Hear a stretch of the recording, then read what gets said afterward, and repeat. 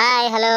So ఏమాత్రం ఆలస్యం చేయకుండా ఈరోజు మన మ్యారేజ్ ఫిక్సింగ్ A to Zలో మ్యాటర్ చెప్పుకుందాం. సో ఈరోజు మ్యాటర్ ఏంటంటే పేరు కుమారి. సో మీరు ఫోటోలో చూసుంటారు డీటెయిల్స్. సో తన పేరు కుమారి. తను ఇక్కడ హైదరాబాద్ అమీర్పేటలో ఉంటుంది.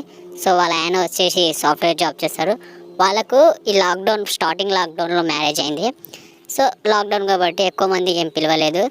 సో అప్పటికప్పుడే చూసుకొని పెళ్లి చేసుకున్నారు కాబట్టి అమ్మాయి వాళ్ళకి నచ్చింది. సో అందుకే చేసుకున్నారు. సో అంతకుముందే అమ్మాయికి ఒక అబ్బాయితో ఎఫ్ఐఆర్ ఉంది.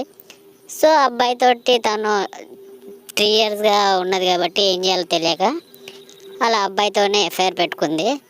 సో ఇప్పుడు మ్యారేజ్ అయిపోయిన తర్వాత అమ్మాయి చాలా మిస్ అయిపోతున్నాను అనేసి కాల్ చేసి మళ్ళీ డిస్టర్బ్ చేశాడు. సో డిస్టర్బ్ చేసిన తర్వాత అమ్మాయి ఊరుకుంటుందా, అలా ఆయన లేని టైం చూసి అమ్మాయి ఏమో అతనితో అక్రమ సంబంధం పెట్టుకున్నప్పుడు అలా ఆయనకి ఒక రోజు డౌట్ వచ్చింది. సో నైట్ వచ్చేసరికి అలసిపోయి పడుకుంటుంది. సో ఒకరోజు ఆఫీస్కి వెళ్తున్నట్టే వెళ్ళి తిరిగి సగం దూరం నుంచి వచ్చేసారు. సో తను వచ్చేసరికి వాళ్ళ ఇంట్లో వాళ్ళ ఎక్స్ బాయ్ ఫ్రెండ్ వాళ్ళిద్దరు నగ్నంగా బట్టలు లేకుండా పడుకోవడం చూశారు. సో అలా చూసిన వెంటనే ఏం చేయాలో తెలియక ఆ అబ్బాయికి అయితే కొట్టాడు.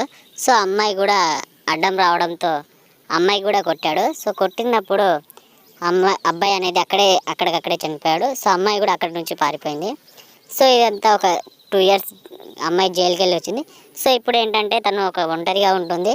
సో తను ఎక్స్ బాయ్ ఫ్రెండ్ కూడా లేదు, అండ్ మ్యారేజ్ చేసుకున్నాడు కూడా లేడు కాబట్టి సో ఎవరైనా సరే రిలేషన్లో ఉంటే కాల్ చేయనేసి మా మ్యారేజ్ బ్యూరోకి అప్రోచ్ అయ్యారు.